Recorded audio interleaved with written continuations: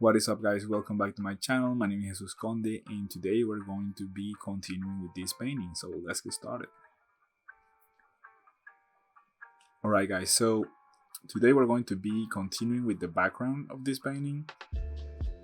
Specifically, we want to work on the top and bottom of the right side. And I wouldn't call this part of the painting detail because a lot of the stuff looks really soft and very simplistic, but I do wanna do progress on it. And basically what I'm doing is cleaning the shapes a lot. Like the process will be having my palette of colors just in case um, I wanna go back to the basic colors of everything and all that I have there, and literally just moving the painting slowly and detailing or cleaning what's in front of me. That's very simplistic, I know. Like the that approach sounds like way too easy or way too simple, but honestly, that's it. That is just it, and it's kind of funny because it takes some time. It's a very slow process. Some people don't really get it that much, and it's kind of something that I just discovered that I can do. I wouldn't recommend this way of working for everyone. This works for me, and I know how much detail I can put in everything before making it look way too crowded, way too much detail. I don't want it to look like over detailed just because I wanted to have the right amount of detail so the other elements of the painting pop better, or it's a less interesting area in purpose, so it's not like calling too much attention. These one are very simple though. I will probably go back a little bit later and add something on those leaves. They look way too simple. The one that I'm doing right now looks more in line of what it should be. I feel like a little bit more with a little bit more shape, I guess, and that's the way I think it should be.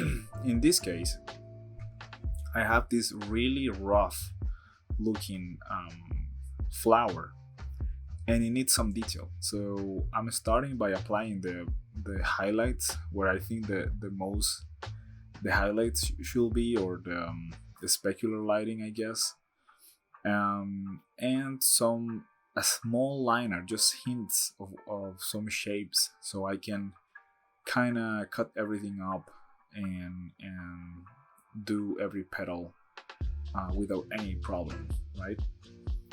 And it's not like I'm not looking for a hyper realistic kind of thing. I just want it to look good enough and pretty. So it's not like I'm trying to make everything look extremely hyper realistic. So this amount of detail is actually good enough for me. Also, keep in mind that this is going to be printed at a specific size. So as long as I'm doing things in a higher resolution than that size, it's gonna look good. It's gonna look like it does have more detail than actually has. It's kind of like a benefit for working on something that is gonna be print. When you add a lot of detail, it really does look good when you print it. I don't know how to explain it, but it's different to looking it on a screen. It does look better for some reason. I don't know how to explain it, but it does. And this lower part, it's gonna be really dark. So I'm gonna try to bring some highlights there, so it's not that dark. And also, I need to define a lot of the shapes that are going on here. There's a lot of sketching that needs to be done, and I like to add some hints or the direction of the lighting so I can kind of figure out what the shape is gonna be. Some specular from the front and also the center of the flower.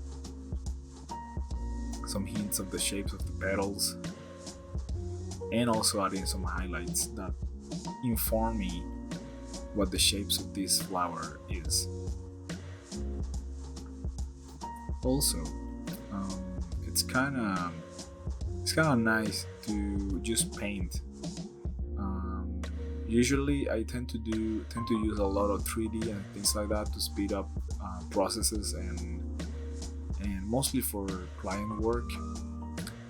But man, painting is really fun. Actually, it's kind of like one of the most relaxing things that I can do. But it tends to be fun when you're doing it for yourself, for some reason. When you're doing it for a client, it's kind of it tends to be more of a job, but it's fine. Like I can take that. But honestly, when I'm doing something for clients, it's actually more important to show the ideas correctly. So I tend to do a lot of photo bash and things like that.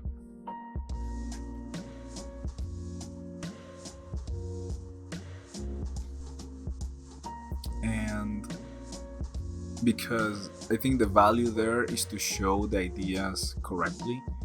So showing the material perfectly, showing like how it works, how things work perfectly, or at least the best you can, it's actually more important that if it looks painted or not.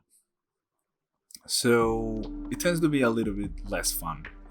I'm trying to go back to it. I'm trying to do a lot of more painting based things at work, and it's been nice. It's been nice to do that. It's like a change of gears. But at the same time, I cannot stay behind, and I need to polish on my 3D skills. Lately, I've been changing to Blender, and it's being a kind of a ride. I haven't touched it yet, like since I don't know, like 2 months ago was the last time that I touched it. Man, it's kind of a struggle, to be honest. I've been using 3ds Max for like 15 years or something like that. So changing to a different software just because it's kind of annoying, to be honest. And I'm basically doing it just to save the amount of money that costs to use 3ds Max. It's just bugging me way too much than learning a new software. But yeah, it's been a ride to learn that software. Yeah, some stuff is just completely random, to be honest. It's like it doesn't make any sense, and others are very, very intuitive, and that's what I kind of like of it. But anyway, we'll see about that. Once I get some more experience with Blender, I will do videos that include that. Not specifically how to use it, because to be honest, I will have to really learn how to use it to be able to explain things, but at least that you can see my workflow on it.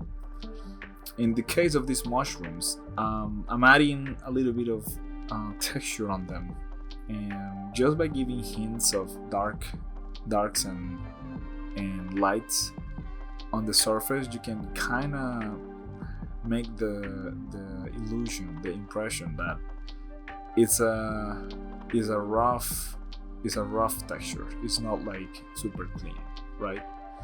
And I like that a lot, that you can do that with painting very easily. These other ones are gonna be more simple and less detail, I guess. And I'm still thinking if I'm gonna add more detail to those mushrooms, like maybe like spots of color, or like I don't know, dots of something else on top, maybe drops of water, something like that could be really interesting. um, More challenging, of course, but definitely it will look more interesting than what I have right now. And that's also important, that you challenge yourself to try to do things. At least try them and see how it looks. So I think I probably do something like that at the end, adding some like water drops on top of the plants or things like that. I think it will be interesting. Here I'm just cleaning this side of the girl a little bit, just to kind of. I had a quantity of time programmed to work on this painting, and I was like, well, I have a few minutes left, so let's just do something that I know that I can kind of advance in that quantity of time. And yeah, that was one of it. Sorry for taking so much time to come back to this painting, guys. I know a lot of you were really wanting to see this go through. And see you on the next one. I'll see you on the next one. All right, bye.